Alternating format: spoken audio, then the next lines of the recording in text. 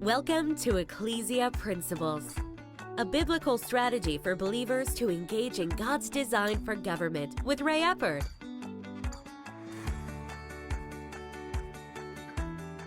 Hello, glad you could join us again today.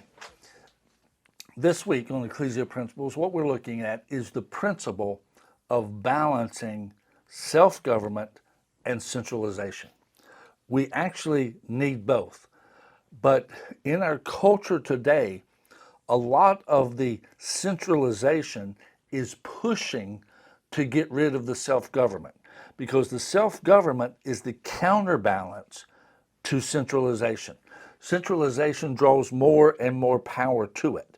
The only hindrance to it is self-government. Now, with this, I'm going to go just a little bit different direction, but again, this tension between self-government and centralization, we have to understand how the sin nature plays into this. And I'm going to read Romans 7:23. I've been reading Romans 7:17, but this time I'm going to read Romans 7:23.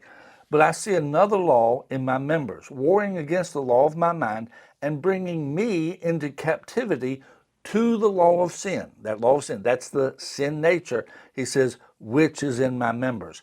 It's in our body. It's in our members. It's in our flesh. We have that sin nature. Now, how I want to apply this today is because of the educational approach to a few things over the last several decades. It's created a dilemma for us. And if you would, it's a question, it's a conflict that really largely is at the base of most problems, and that's creation versus evolution. A lot of people, well, what difference does it make? It affects policy more than you realize. It affects outlook more than you realize. You see, if evolution is true, if we did just evolve, the Big Bang, and then, the one-celled amoeba, and next thing you know, there's something crawling on the ground outside of the water, and eventually here we are. That does away with something very significant. It does away with the sin nature. And you see, there's a lot of people in our culture today that all of their thinking is thinking that is based on the idea that we don't have a sin nature. That really people are just kind of good or they're bad. And if you're good, you're good. But if you're bad, well, you're bad. You're a bad person. You've got some flaws in you for whatever reason. But if creation is true, and I believe it is, then God made humanity. God put a tree in the midst of the garden, told Adam and Eve to not eat of it, but they did. They sinned. And as a result of that, this sin nature, this fallen nature came into them, and because of that fallen nature, we die physically. And not only do we die physically, but between now and when we die, we have these evil impulses. All of us. All of us do. Now, here's the thing, again, going between self-government and centralization. Many of the people in our culture today in America, over here in this centralization, they do not buy into the concept of creation. Therefore, they do not buy into the concept of a sin nature. They do not have a sin nature. And as a result of that, if they're good people, they're good people, and you should trust them. No, everyone has a sin nature. God made man, man sinned, we have a fallen nature that causes us to want to do things that we shouldn't do. But over here, a lot of our policies, and let's call it a lot of our politics today, is if I want to do it, I should be allowed to do it. What's wrong with it if I'm wanting to do it? Well, the problem is you can have two types of impulses. You can have an impulse to do something good, or you can have an impulse to do something bad. One should be encouraged, the other has to be controlled. But over here, a lot of people, no, we don't need to control this, we just need to be free. And see, here's the thing, especially in this centralization area, that more and more power is creeping into it. There is no awareness of a sin nature. And because of that, you'll hear terms like, well, we're in the 21st century. We should be past that now. That's a statement based on the theory of evolution, that we should have evolved past that now. But there are some of us who are not as evolved as others. And in reality, what they're saying is those among us who are less evolved should not have say over those of us who are more evolved. And in reality, they're really very strongly creating two classes of people, not driven by ethnicity or even economics. It's based on your value system. Do you have a value system based on God, or do you have a value system based on evolution? And the thing of it is, depending on which one you have, dictates whether you should be listened to or you should be ignored. Because if you're still stuck in the time period of believing in a God, then you're not as evolved. We trust in science. Science, if you would, is the new God. But it's not really, because ultimately, people that are true to science often differ in their conclusions. Science is not that cut and dried as some like to make it seem. It's just not. But at that point, these over here, well, it matters who said it. Who said it? The one higher on the chain, the food chain, if you would, whoever's at the top. What they say matters because they've achieved this level, so therefore they must be more advanced than the rest of us. No, that person has a sin nature as well. That person has a sin nature as well.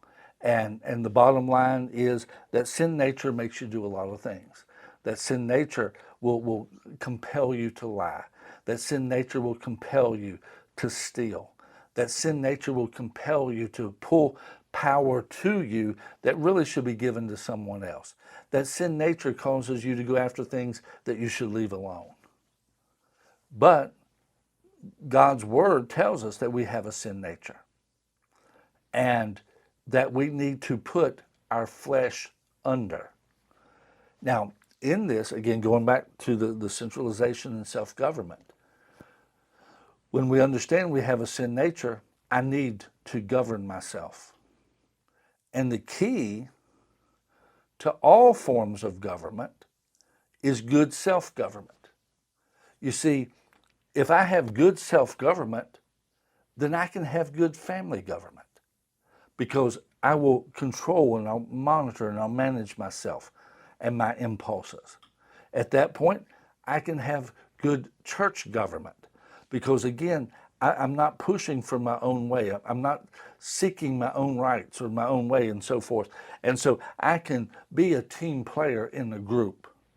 I can be part of a good civil government because at that point, again, I'm not looking just for my advantage. I'm looking for the advantage of the whole because I have good self-government. On the flip side, when someone doesn't recognize that they have a sin nature, but they feel that they have evolved past everyone else, or let's not even take that, let's just say they don't have good self-government. If they don't have the ability to control themselves and keep themselves from doing things that they shouldn't do, they will create problems in their own life. And then if they get married, even if they don't get married, but they have kids, they have a family, then because of most of our family problems actually are caused by poor self-government. If I can't control myself by myself, then when I'm engaged with my spouse, I won't handle that properly. When I'm engaged with my children, I won't handle that properly because I don't have good self-government. When I engage in other groups, social groups, church groups, fellowship groups, I won't be a good team player because I'm more about me. I'm interested in what I want. And then when I go to vote, guess what I'm going to vote for? I'm going to vote for somebody to give me what I want, what will make my life better. Not what's good for the country as a whole, but what makes my deal better. But you see, everything comes back down to self-government. And because of that, because in all reality, so few people today are advocating for good self-government and things that can make for good self-government. In all honesty, they're trying to keep everything that would help good self-government out of the school systems. It just seems like they're trying to take everything out of it so that kids grow up with no self-government. Because what does that do? That really puts them in a position when there is poor self-government, civil government has to be stronger. Centralized civil government has to be stronger. Because if it's not, then you have people committing crimes, doing this, doing that. And so centralized civil government has to become stronger and stronger. And more power has to gravitate toward that area. And so in reality, having a civilization that does not have self-control actually helps facilitate an oligarchy. It helps facilitate civil government becoming the overarching power over all other jurisdictions. And as a result of that, it takes away rights of self-government and gives it over to the centralized civil government. This is the dynamic that we're facing today. We have to do things to improve self-government. We have to do things. We have to find ways to encourage good self-government. We have, that's part of the reason why we're doing this, is so that people can understand the need. See, it's not just that some people say, oh, the government's getting too big. Well, until we improve the self-government of people, civil government's going to continue to have overreach to bring things in to make life tolerable. And that's just a reality. We have to get values back into our culture. A lot of people might think it means nothing. But when we took God out of the school, when we took prayer out of the school, when we took God out of the marketplace, then at that point, we took the values that created good self-government out of the system. And now what we're having is self-government that has no values. Self-government that has very little control. We have self-government. The people become self-absorbed, self-interested, rather than community, rather than family. And because of all of that, civil government has to become stronger. We have to maintain a balance between self-government and centralization. God bless you. See you next week.